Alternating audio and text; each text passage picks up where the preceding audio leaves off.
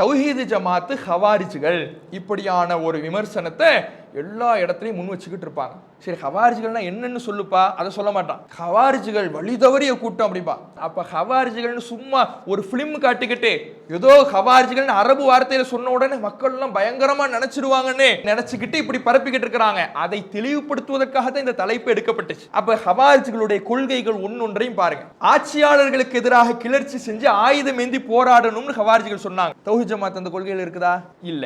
பெரும்பாவங்கள் செய்தவர்கள் காஃபிர்கள்னு குர்ஆனுக்கு தவறான விளக்கங்கள் கொடுத்து ஹவாரிஜுகள் சொன்னாங்க.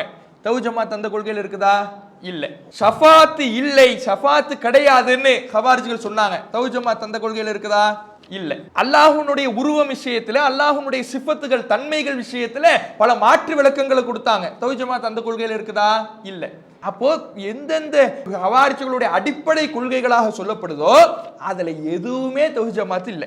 அப்ப எதனால தௌஹீத் ஜமாத்தை பத்தி ஹவாரிஜுகள் நாங்கன்னா, அஸ்ஸலாமு அலைக்கும் வரஹ்மத்துல்லாஹி வபரகாத்துஹு. எல்லாம் வல்ல ஏக இறைவனின் அன்பும் அருளும் நம் உயிரினு மேலான நபிகள் நாயகம் ஸல்லல்லாஹு அலைஹி வஸல்லம் அவர்கள் மீதும் அவர்களது வாழ்க்கை வழிகாட்டுதல்களை தங்களால் இயன்றளவு பின்பற்றி வாழ்ந்து மரணித்த நபித்தோழர்கள் மீதும் நபித்தோழியர்கள் மீதும் குறிப்பாக இங்கு அமர்ந்திருக்கும் நம் அனைவர் மீதும் என்றென்றும் நின்று நிலவட்டுமாக. கண்ணியத்திற்குரிய எல்லாம் வல்ல அல்லாஹ்வின் நல்லடியார்களே, வரலாற்று சுவடுகளில் வழி தவறிய பிரிவுகள் என்ற தலைப்பின் கீழாக கடந்த சில நாட்களாக மார்க்கத்தின் அடிப்படை கொள்கைகளை பற்றிய தகவல்களையும் ஹவாரிஜுகள் என்ற வழிதவறிய பிரிவினரிடத்தில் இருந்த தவறான கொள்கைகளை பற்றியும் நாம் அறிந்து வருகிறோம்.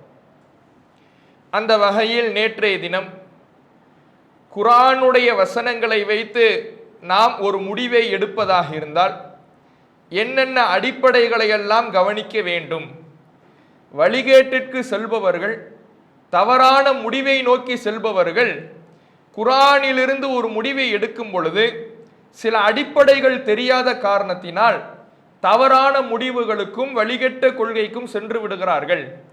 எந்த வழிகெட்ட கொள்கைகள் நம் முன்னால் தங்களுடைய கொள்கை என்று அவர்கள் ஒரு ஆதாரத்தை முன்வைத்தாலும் கூட எது நேர்வழி எது வழிகேடு என்று நாம் பிரித்தறிவதற்கு குர்ஆனிலிருந்து நாம் முடிவெடுப்பதற்கான அடிப்படைகள் என்ன என்பதை நாம் தெரிந்திருந்தால் ஹவாரிஜுகளுடைய கொள்கை மட்டுமல்ல, எந்த ஒரு வழிகெட்ட கொள்கைகள் நம் முன்னால் வைக்கப்பட்டாலும் அதை நாம் பிரித்து அறிந்து விடலாம் என்கின்ற அடிப்படையில் அந்த அடிப்படைகளையும் நாம தெரிந்து கொண்டோம். அந்த வகையில் இன்றைய தினம் அதனுடைய தொடர்ச்சியாக ஹவாரிஜுகள் ஹதீஸ்கள் விஷயத்தில் எப்படி நடந்து கொண்டார்கள் என்பதையும் மார்க்கம் அதற்கு தொடர்பாக நமக்கு என்ன வழிகாட்டுகிறது என்பதையும் நாம தெரிந்து கொள்ள வேண்டும். முதலில் ஹதீஸ் என்பது நபிகள் நாயகம் ஸல்லல்லாஹு அலைஹி வஸல்லம் அவர்களுடைய சொல் செயல் அங்கீகாரம். இதைத்தான் நாம ஹதீஸ்ங்கிறோம். அல்லாஹுடைய தூதர் அவர்கள் இறைவனிடமிருந்து இறை செய்தியாக திருமறை குர்ஆனை நமக்கு எடுத்து சொன்னார்கள். அந்த திருமறை குர்ஆன் சஹாபாக்களால் மனனம் செய்யப்பட்டது. இந்த திருமறை குர்ஆனுக்கு விளக்கமாக நபிகள் நாயகம் ஸல்லல்லாஹு அலைஹி வஸல்லம் அவர்களுடைய சொல் செயல் அங்கீகாரம் என்ற ஹதீஸையும் இறைவன் அமைத்து தந்திருக்கிறான். இந்த நபிகள் நாயகத்தின் சொல்லும் செயலும் அங்கீகாரமும் அவர்களுடைய சுய விருப்பத்தின் அடிப்படையில் அமைந்தது கிடையாது. நபிகள் நாயகம் ஸல்லல்லாஹு அலைஹி வஸல்லம் அவர்கள் ஒரு விஷயத்தை மார்க்கமாக நமக்கு போதிக்கிறார்கள் என்றால், ஒரு விஷயத்தை நமக்கு செய்து காட்டுகிறார்கள் என்றால், தனக்கு முன்னால் நடந்த ஒரு விவகாரத்தை மார்க்கமாக நபிகள் நாயகம் அங்கீகரிக்கிறார்கள் என்றால் அது நபிகள் நாயகம் தன்னுடைய சுய விருப்பத்தின் அடிப்படையில் எடுக்கின்ற முடிவு கிடையாது. அது அல்லாஹ்விடமிருந்து அவர்களுக்கு அருளப்பட்ட இறை செய்தி. திருமறை குர்ஆன் எப்படி இறை செய்தியோ அதுபோல மற்றொரு இறை செய்தி தான் ஹதீஸ். அல்லாஹ் திருமறை குர்ஆனிலே சொல்லுகிறான், வமா யன்திகு அனில் ஹவா இன் ஹுவ இல்லா வஹ்யு யூஹா. இந்த நபி மனோ இச்சைப்படி பேச மாட்டார். இவர் பேசுவது, இந்த நபிகள் நாயகம் ஸல்லல்லாஹு அலைஹி வஸல்லம் அவர்கள் உங்களுக்கு சொல்லி தருவதெல்லாம் அவர்களுடைய மனதில் தோன்றுவதை பேசுவது கிடையாது. தன்னுடைய ஆசாபாசங்களை உங்களிடத்தில் மார்க்கமாக போதிப்பது கிடையாது. தன்னுடைய உள்ளத்தில் தன்னுடைய சிந்தனையில் உதிக்கின்ற கருத்துக்களை எல்லாம் உங்களுக்கு சட்டதிட்டங்களாக வழங்குவது கிடையாது. இந்த நபி பேசுவது இன்ஹுவ இல்லா வஹ்யு யுஹா, அறிவிக்கப்படுகின்ற வஹி செய்தியே தவிர வேறில்லை. அது இறைவனிடமிருந்து அருளப்பட்ட செய்தி. அல்லாஹ் சொல்லிக் கொடுத்த அடிப்படையில் தான் நபிகள் நாயகம் உங்களுக்கு போதிக்கிறார்கள். அல்லாஹ் சொல்லிக் கொடுத்த அடிப்படையில் தான் நபிகள் நாயகம் தன்னுடைய செயல்பாடுகளை அமைத்துக் கொள்ளுகிறார்கள். அல்லாஹுடைய வேத அறிவிப்பின் அடிப்படையில், வஹியின் அடிப்படையில் தான் நபிகள் நாயகம் உங்களுக்கு அங்கீகாரத்தை கொடுக்கிறார்கள். இப்படி நபிகள் நாயகம் ஸல்லல்லாஹு அலைஹி வஸல்லம் அவர்களுடைய ஹதீஸ்களும் சொல் செயல் அங்கீகாரமும் அல்லாஹுடைய இறை செய்தியின் அடிப்படையில் அமையப்பெற்றதுதான் என்பதை நாம தெளிவாக புரிந்து கொள்ள வேண்டும். ஏன்னா ஹதீஸை பற்றி அல்லாஹ் ரப்பல் ஆலமீன் சொல்லுகின்ற பொழுதே லிதுபய்யின லின்னாஸி மா நுஸில இலைஹிம், இந்த ஹதீஸ் அல்லாஹுடைய தூதர் அவர்களுக்கு, நபிகள் நாயகம் ஸல்லல்லாஹு அலைஹி வஸல்லம் அவர்களுக்கு ஒரு வஹி செய்தியை நாம அருளினோம். அந்த வஹி செய்தி எதற்காக? லிதுபய்யின லின்னாஸி மா நுஸில இலைஹிம், மக்களுக்கு எந்த செய்தி அருளப்பட்டதோ, மக்களுக்கு குர்ஆன் அருளப்பட்டு இருக்கிறது. நபிகள் நாயகம் ஸல்லல்லாஹு அலைஹி வஸல்லம் அவர்களுக்கு திருமறை குர்ஆன் என்கின்ற ஒரு வகை செய்தி ஒட்டுமொத்த அகில மக்களுக்குமான வழிகாட்டியாக தரப்பட்டிருக்கிறது. இப்படி மக்களுக்கான வழிகாட்டியாக தரப்பட்டிருக்கிற திருமறை குர்ஆனை நபியே நீங்கள் மக்களுக்கு தெளிவாக விவரிக்க வேண்டும் என்பதற்காக இன்னொரு செய்தியையும் உங்களுக்கு தந்திருக்கிறோம். குர்ஆனை விவரிப்பதற்காக, குர்ஆனை விளக்குவதற்காக, குர்ஆனுக்கு விளக்கமாக அமைவதற்காக நபி ஸல்லல்லாஹு அலைஹி வஸல்லம் அவர்களுடைய வாழ்க்கையை அல்லாஹ் இறை செய்தியாக அமைத்திருக்கிறான். இறை செய்தியின் அடிப்படையில் தான் ரசூலுல்லாஹ் பேசியிருக்கிறாங்க. இறை செய்தியின் அடிப்படையில் தான் ரசூலுல்லாஹ் செயல்பட்டு இருக்கிறாங்க. இறை செய்தியின் அடிப்படையில் தான் ரசூலுல்லாஹ் அங்கீகாரங்களை வழங்கி இருக்கிறார்கள் என்பதை இந்த வசனத்தின் மூலமாகவும் நாம் தெரிந்து கொள்ளலாம். அப்ப நபிகள் நாயகம் ஸல்லல்லாஹு அலைஹி வஸல்லம் அவர்களுக்கு அல்லாஹ்விடமிருந்து அருளப்பட்ட செய்தி இரண்டு விதங்களில் வழங்கப்பட்டு இருக்கிறது. ஒன்று, ஜிப்ரீல் அலைஹிஸ்ஸலாம் அவர்களின் மூலமாக இறைவனிடமிருந்து அல்லாஹ்வுடைய தூதர் அவர்களுக்கு தரப்பட்ட செய்தியான திருமறை குர்ஆன். இன்னொன்று, நபிகள் நாயகம் ஸல்லல்லாஹு அலைஹி வஸல்லம் அவர்கள் ஒரு விஷயத்தை பேசுகிற பொழுது, நபிகள் நாயகம் ஸல்லல்லாஹு அலைஹி வஸல்லம் அவர்கள் ஒரு செயலை செய்கிற பொழுது, நபிகள் நாயகத்துக்கு முன்னால் ஒரு விவகாரம் நடக்கின்ற பொழுது அதை ரசூலுல்லாஹ் அங்கீகரிக்கின்ற பொழுது அல்லாஹுடைய தூதர் அவர்களுக்கு இறைவனின் புறத்தில் இருந்து வரக்கூடிய அனுமதியான மற்றொரு வகை. இப்படி இறை செய்தி என்பது இரண்டு விதங்களில் நபிகள் நாயகம் ஸல்லல்லாஹு அலைஹி வஸல்லம் அவர்களுக்கு வழங்கப்பட்டிருக்கிறது என்பதை நாம் அடிப்படையாக புரிந்து கொள்ள வேண்டும். அப்ப திருமறை குர்ஆனும் இறை செய்தி, ஹதீஸ்களும் இறை செய்தி. திருமறை குர்ஆனும் அல்லாஹ்விடமிருந்து வந்தது, ஹதீஸ்களும் அல்லாஹ்விடமிருந்து வந்தது. இப்ப ஹதீஸ்களும் அல்லாஹ்விடமிருந்து வந்தது, திருமறை குர்ஆனும் அல்லாஹ்விடமிருந்து வந்ததுன்னா அல்லாஹ்விடமிருந்து வந்த செய்திகளுக்கு மத்தியில முரண்பாடு இருக்குமா? அல்லாஹ்வுடைய செய்தியில முரண்பாடு இருக்குமான்னு கேட்டா முரண்பாடு இருக்காது. ஏன்னா அல்லாஹ் எல்லாவற்றையும் அறிந்தவன், யாவற்றையும் தெரிந்தவன், எல்லா காலங்களையும் தெரிந்தவன், எல்லா காலங்களையும் தெரிந்தவன், எல்லாவற்றையும் அறிந்தவன், தவறுகளுக்கு அப்பாற்பட்டவன், மறதிக்கு அப்பாற்பட்டவனிடமிருந்து இரண்டு செய்திகள் வருகின்ற பொழுது இரண்டும் ஒன்றுக்கொன்று முரண்படாது.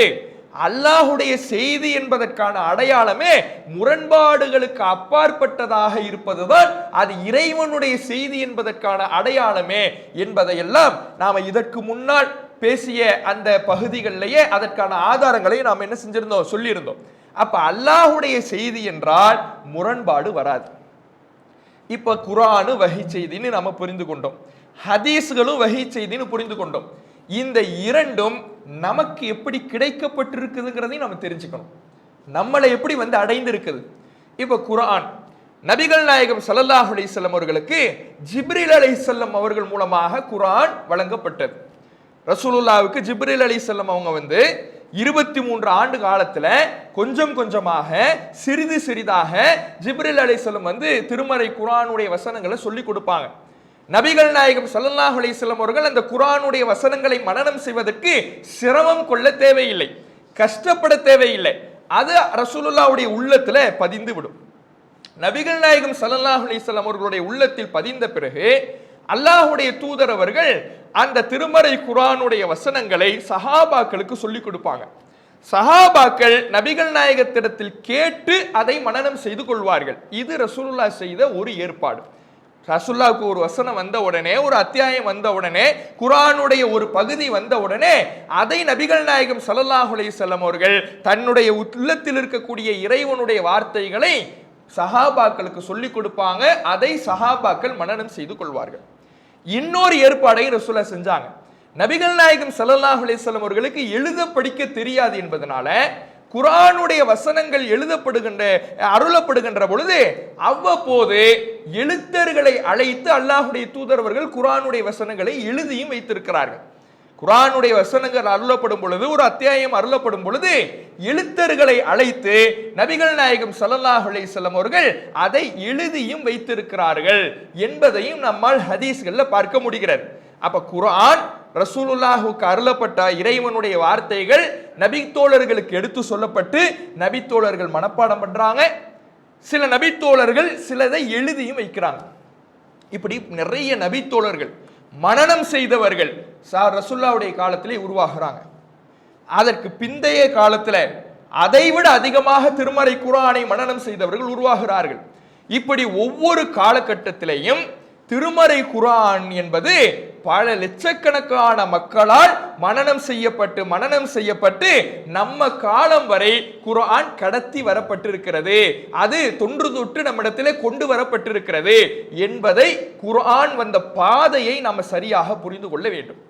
இந்த அடிப்படை முறை குர்ஆன்ல இருந்ததுனால என்ன செய்ய முடியலைன்னா, குர்ஆன்ல புதுசா ஒன்ன நுழைக்க முடியலை. ஏன்னா குர்ஆனுக்கு முந்தைய வேதங்கள் எல்லாமே மனித கரைகள் படிந்ததாக மாறிவிட்டது. தௌராத் வேதம் இருந்தது, இன்ஜீல் வேதம் இருந்தது. இப்படி இறைவனால் அருளப்பட்ட வேதங்கள் எல்லாம் அந்தந்த தூதர்களுக்கு பின்னால மனித சரக்குகள் இணைக்கப்பட்டதாக மாறிவிட்டது. மனிதனுடைய கரைகள் படிந்ததாக மாறிவிட்டது. இந்த நிலையை அல்லாஹ் குர்ஆனுக்கு ஏற்படுத்தல. குர்ஆனை நான் பாதுகாப்பேன்னு சொன்ன இறைவன் எப்படி பாதுகாக்கிறான்னா, தலைமுறையாக கல்வி வழங்கப்பட்டவர்களுடைய உள்ளங்கள்ல குர்ஆனுடைய மனனத்தை வைத்து காலம் காலமாக அல்லாஹ் அதை பாதுகாத்து கொண்டு வந்து தந்திருக்கிறான். அப்ப இவ்வளவு பேர் காலம் காலமாக மனப்பாடம் பண்ணி வரும் பொழுது இந்த குர்ஆன்ல தவறான கருத்தை மற்ற வேதங்கள்ல செய்ததை போல, இதற்கு திருமறை குர்ஆனுக்கு முந்தைய வேதங்கள்ல கையாடல்களை சேர்த்ததை போல திருமறை குர்ஆன்ல இணைக்க முடிந்ததா என்று கேட்டால் இணைக்க முடியல. ஏன்னா குர்ஆன்ல ஒரு வார்த்தையை இணைச்சா கூட மனனம் செய்த இத்தனை லட்சக்கணக்கான மக்களும் கண்டுபிடிச்சிடுவாங்க. இவ்வளவு பேரிடத்திலையும் குர்ஆன் மனப்பாடமா இருக்கும் பொழுது இதுவும் குர்ஆன்ல இருக்குதுன்னு யாராவது சொல்ல முடியுமா? யாராலையும் சொல்ல முடியாது. அப்படி ஒருவன் வந்து சொன்னால் கூட இவன் பொய் சொல்றான், இவன் இட்டு கட்டுறான், குர்ஆன்ல இல்லாதத குர்ஆன்ல இருக்கிறதா சொல்றான், இவன் இடத்துல ஜாக்கிரதையா இருந்துங்க என்று அவன் சமூகத்திலே அடையாளம் காணப்படுகின்ற அளவுக்கு குர்ஆன் ஒட்டுமொத்த முழு பாதுகாப்பு அம்சத்தோடு நம்மை வந்து அடைந்திருக்கிறது. இதுவே ஹதீஸ்களுடைய பாதையை நாம் அறிந்து கொள்ள வேண்டும். குர்ஆன் நம்மை கடந்து வந்த பாதை இப்படி இருக்குது. ஹதீஸ்களுடைய பாதை எப்படி இருக்குதுன்னா, ஹதீஸ்களை பொறுத்தவரையில குர்ஆனை எப்படி ஒட்டுமொத்தமாக முழு குர்ஆனையும் முழு வடிவத்தோடு ரசூலுல்லாஹ்விடமிருந்து மனனம் செய்த சஹாபாக்கள் இருந்தாங்களோ, நிறைய ஹாஃபில்கள் சஹாபாக்கள் இருந்தாங்க. அவங்களாம் முழு குர்ஆனை மனப்பாடம் பண்ணவங்களா இருந்தாங்க. முழு குர்ஆனையும் மனனம் செய்த ஹாஃபில்கள் சஹாபாக்கள் இருக்கிறாங்க. அதுக்கப்புறம் அடுத்தடுத்த தலைமுறையில் இருக்கிறாங்க. ஆனா ஒட்டுமொத்த ஹதீஸ்களையும் மனனம் செய்த ஒரு நபித்தோழராவது இருக்கிறாங்களான்னு பார்த்தா இல்லை. எல்லா ஹதீஸ்களையும் ரசூலுல்லாஹ் என்னென்னலாம் சொன்னாங்க, ரசூலுல்லாஹ் என்னென்னலாம் செஞ்சாங்க, ரசூலுல்லாஹ் எதையெல்லாம் அங்கீகரிச்சாங்க, எங்கெங்கெல்லாம் போனாங்க, இப்படி நபிகள் நாயகம் ஸல்லல்லாஹு அலைஹி வஸல்லம் அவர்களுடைய ஒட்டுமொத்த விவரங்களையும் மனனம் செய்த அறிந்து வைத்திருந்த ஒரு நபித்தோழராவது இருக்கிறாங்களான்னு பார்த்தா ஒருத்தர் கூட இல்லை. அதிகபட்ச ஹதீஸ்களை அறிவித்தவரே அபூ ஹுரைரா ரலியல்லாஹு அன்ஹு அவர்கள் தான். ஆனா அவரே எவ்வளவு ஹதீஸ்கள் தான் அறிவிக்கிறாரு? 5000 சொச்ச ஹதீஸ்கள் தான் அறிவிக்கிறார். நபி தோழர்கள்லயே அதிகமான ஹதீஸ்களை அறிவித்தவர் அபூ ஹுரைரா ரலியல்லாஹு அன்ஹு அவர்கள். அவர் அறிவித்த ஹதீஸ்களுடைய எண்ணிக்கை பார்த்தீங்கன்னா வெறும் 5000 சொச்சம். அப்போ எல்லா நபி தோழர்களில் ஒருவர் கூட எல்லா ஹதீஸ்களையும் மனனம் செய்தவராக இல்லை என்பதை என்ன செய்ய முடியுது? இதிலிருந்து நம்மால் அறிந்து கொள்ள முடிகிறது. ஏன்? அதுக்கு பல காரணங்களும் இருந்தது. ஏன்னா நபிகள் நாயகம் ஸல்லல்லாஹு அலைஹி வஸல்லம் அவர்கள் ஒரே இடத்துல இருந்துகிட்டு இல்லை. ஒரே இடத்துல ரசூலுல்லாஹ் இருந்தாங்களான்னு கேட்டா இல்லை. தன்னுடைய குடும்பத்தோடு செலவழிக்கக்கூடிய நேரத்தை செலவழித்தாங்க. அப்ப அந்த குடும்பத்திலே நேரத்தை செலவழிக்கும் பொழுது, குடும்பத்திற்கான வழிகாட்டுதலை தருகின்ற பொழுது, அந்த வழிகாட்டல்களை ரசூலுல்லாஹ்வுடைய மனைவிமார்களுக்கு தான் தெரியும். வீட்டில் நடக்கக்கூடிய விஷயங்கள், வீட்டில் ரசூலுல்லாஹ் சொல்லக்கூடிய அறிவுரைகள், வீட்டில் நபிகள் நாயகம் தரக்கூடிய அனுமதிகள், பெண்களுக்கு நபிகள் நாயகம் தன்னுடைய மனைவிமார்களுக்கு சொல்லித் தருகின்ற சட்டங்கள், இதெல்லாம் யாருக்கு தெரியும்னா ரசூலுல்லாஹ்வுடைய மனைவிமார்களுக்கு தான் தெரியும். ரசூலுல்லாஹ்வுடைய மனைவிமார்களோடு ரசூலுல்லாஹ் இருக்கும் பொழுது அந்த நேரத்தில் மற்றவங்க இருக்க முடியுமா? மற்றவங்க இருந்து அந்த செய்தியை கற்றுக்கொள்ள முடியுமா? முடியாது. வீட்டில் இருக்கக்கூடிய விஷயங்கள் அவங்களுடைய மனைவிமார்களுக்கு தான் தெரியும். நபிகள் நாயகம் ஸல்லல்லாஹு அலைஹி வஸல்லம் அவர்கள் வெளியூருக்கு பயணம் புறப்பட்டு போவாங்க. பயணத்தில் இருக்கும் பொழுது பல சட்டதிட்டங்களை சொல்லி தந்திருக்கிறாங்க. அந்த சட்டதிட்டங்கள் யாருக்கு தெரியும்? அந்த பயணத்தில் ரசூலுல்லாஹ்வோடு யார் இருந்தாங்களோ அவங்களுக்கு தான் தெரியும். உள்ளூர்ல இருந்தவங்களுக்கு தெரியாது, அவர்களுடைய மனைவிமார்களுக்கே தெரியாது. இப்படி ஒருவருக்கு தெரிந்த செய்திகள் மற்றவருக்கு தெரியவில்லை. நபி தோழர்களில் எல்லா ஹதீஸ்களையும் எல்லா நபி வழிகளையும் அறிந்த ஒரு நபி தோழர் கூட கிடையாது என்பதை இந்த வரலாற்று நிகழ்வுகளிலிருந்து பார்க்க முடிகிறது. அப்ப எல்லா ஹதீஸ்களையும் தெரிந்த நபி தோழர் இல்ல. எல்லா குர்ஆன் வசனங்களையும் அறிந்தவர்கள் இருந்தாங்க, முழு குர்ஆனை மனனம் செஞ்சவங்க இருந்தாங்க. ஆனா முழு ஹதீஸ்களையும் தெரிந்தவர்கள் நபி தோழர்களில் ஒருவர் கூட கிடையாது. இப்ப என்ன ஆகுது? குர்ஆன ரசூலுல்லாஹ் மனப்பாடமும் பண்ண வச்சாங்க, எழுதவும் வச்சாங்கன்னு பார்த்தோம்ல. அது மாதிரி ஹதீஸ்களை சரி மனப்பாடம் தான் பண்ண வைக்க முடியல, எல்லா ஹதீஸ்களும் எல்லா நபி தோழருக்கும் தெரியத்தான் செய்யல, எழுதவாவது ரசூலுல்லாஹ் வச்சாங்களா? எழுதுவதற்காவது அனுமதி கொடுத்தாங்களான்னு கேட்டா எழுதுவதற்கும் ரசூலுல்லாஹ் அனுமதி கொடுக்கல. இன்னும் சொல்ல போனா ஆரம்ப காலகட்டங்கள்ல நபிகள் நாயகம் ஸல்லல்லாஹு அலைஹி வஸல்லம் அவர்கள் ஹதீஸ்களை எழுதி வைப்பதற்கு தடை தான் போட்டாங்க. லா தக்துபு அன்னி, நீங்கள் என்னிடமிருந்து கைரல் குர்ஆன், குர்ஆன் அல்லாத செய்திகளை எழுதாதீங்க. என்னிடமிருந்து நான் உங்களுக்கு இரண்டு விதமான செய்திகளை சொல்றேன். ஒன்னு குர்ஆனையும் சொல்றேன், ஹதீஸ்களையும் சொல்றேன். குர்ஆனை எழுதி வச்சுங்க, குர்ஆன் அல்லாத மற்றொன்றை ஹதீஸ்களை நீங்கள் எழுதி வைக்காதீர்கள். வமன் கத்தப அன்னி கைரல் குர்ஆன், குர்ஆன் அல்லாத ஹதீஸ்களை யார் எழுதி வைத்திருக்கிறாரோ அவர் அதை அழித்து விடட்டும் என்று நபிகள் நாயகம் ஸல்லல்லாஹு அலைஹி வஸல்லம் அவர்கள் சொன்ன செய்தியை முஸ்லிமில பார்க்கிறோம். அப்ப நபிகள் நாயகம் ஸல்லல்லாஹு அலைஹி வஸல்லம் அவங்க ஆரம்ப காலகட்டத்தில் ஹதீஸ்களை எழுதுறதுக்கே தடை போட்டாங்க. அதுக்கு ஒரு காரணமும் இருந்துச்சு. என்ன காரணம்னா, ஆரம்ப அந்த குர்ஆன் என்பது சிறிது சிறிதாக தான் அருளப்பட்டுக்கிட்டு இருந்துச்சு. சிறிது சிறிதாக அருளப்படுகின்ற திருமறை குர்ஆன் அது கொஞ்சம் கொஞ்சமாக எழுதி வைக்கப்படுது. இப்ப அன்னைக்கு இன்றைக்கு இருக்கக்கூடிய வசதிகள்லாம் கிடையாது எழுதி வைப்பதற்கு. இன்றைக்கு ஒரு விஷயத்தை எழுதி வச்சோம்னா தனித்தனியாக பார்ப்பாட்டாக எழுதி வைக்கலாம், பிரித்து வைக்கலாம், ஃபைல் பண்ணி வைக்கலாம், எல்லா வசதிகளும் இன்னைக்கு இருக்குது. ஆனா அன்றைக்கு அப்படி கிடையாது. மரப்பட்டையில, பலகையில, தோல்ல, இது போன்ற விஷயங்கள்ல தான் அன்னைக்கு எழுதுவாங்க. அப்படி எழுதும் பொழுது இப்ப குர்ஆனையும் எழுதிக்கிட்டு வராங்க, ரசூலுல்லாஹ் சொன்ன ஹதீஸையும் எழுதுனாங்கன்னு வைங்களேன், ஒன்னு இன்னொன்னோடு குழம்பிடும். குர்ஆன்ல உள்ளதுதான் ஹதீஸ்னு விளங்கிக்குவாங்க. குர்ஆனையும் எழுதிக்கிட்டு வராங்க, ஹதீஸையும் எழுதிக்கிட்டு வராங்க, இந்த ரெண்டும் ஒண்ணுதான், ரெண்டுமே குர்ஆன்ல உள்ள வசனம் தான் குழம்பிடுவாங்க. இப்படி என்ன குழப்புவதற்கு அன்னைக்கு ஒரு காரணம் இருந்துச்சு. ஏன்னா முழு குர்ஆன் இன்னும் அருளப்படலை. முழு குர்ஆன் அருளப்படாத பொழுது, முழு குர்ஆன் அருளப்பட்டு எல்லாரும் மனனம் செஞ்சுட்டாங்களாவது இந்த தவறு கண்டுபிடிக்கப்பட்டுரும். இது குர்ஆன் இல்லப்பா, இது ஹதீஸ், நான் முழுசா மனப்பாடம் பண்ணியிருக்கிறேன், இப்படி சொல்வதற்கு ஆள் இருப்பாங்க. இன்னும் முழுசா அருளப்படலை, அப்பதான் கொஞ்சம் கொஞ்சமாக அருளப்பட்டிருக்குது. அதனால் குர்ஆனை எழுதிங்க, ஹதீஸ்களை எழுதாதீங்கன்னு ரசூல் ஆரம்பத்தில் தடை போடுறாங்க. பிற்காலத்துல தான் நபிகள் நாயகம் ஸல்லல்லாஹு அலைஹி வஸல்லம் அவர்கள் ஹதீஸ்களை எழுதுவதற்கு அனுமதி கொடுக்குறாங்க. அதற்கு பிறகும் பெரும்பாலும் ஹதீஸ்களை என்ன செய்யப்படல, எழுதவும் படலை. அப்ப ஹதீஸ்கள் எல்லா ஹதீஸ்களை மனனம் செய்த ஒரு நபித்தோழர் கூட கிடையாது. ஹதீஸ்கள் எழுதப்படாமவும் இருக்கிறது. எப்ப எழுதப்படுதுன்னா 2ஆம் நூற்றாண்டுல உமர் இப்னு அப்துல் அசீஸ் என்ற ஒரு சிறந்த ஒரு ஆட்சியாளர், அவருடைய காலத்துல தான் அவர் தான் என்ன பண்றாருன்னா, நம்ம ஹதீஸ்களை தொகுக்கணும், ஹதீஸ்களை என்ன செய்யணும், எழுத்தாக்கமாக தொகுக்க வேண்டும். ஏன்னா ஹதீஸ்களை தெரிஞ்சவங்க எல்லாம் கொல்லப்படுறாங்க. இன்றைய குழப்பமான காலகட்டத்தில் ஹதீஸ்கள் நம்ம விட்டு போயிடுமோன்னு பயமா இருக்குது. இதை எழுத்தாக்கம் செய்ய வேண்டும், தொகுக்க வேண்டும் என்று அவர்தான் அதற்கான வேலையை 2ஆம் நூற்றாண்டுல தான் ஆரம்பிக்கிறார். அதனாலதான் அவருடைய ஆட்சி காலத்தை அஸ்ரு ததுவீன் அப்படிம்பாங்க. ததுவீன்னா தொகுக்கிறது. தொகுத்த காலம், ஹதீஸ்களை எழுத்தாக்கமாக்கிய காலம்னு அவருடைய காலத்துக்கு சொல்லுவாங்க. அப்ப 2ஆம் நூற்றாண்டு வரை எப்படிதான் ஹதீஸ்கள் புழங்கப்பட்டிருக்குது? வாய்மொழி பரிமாற்றம் தான்.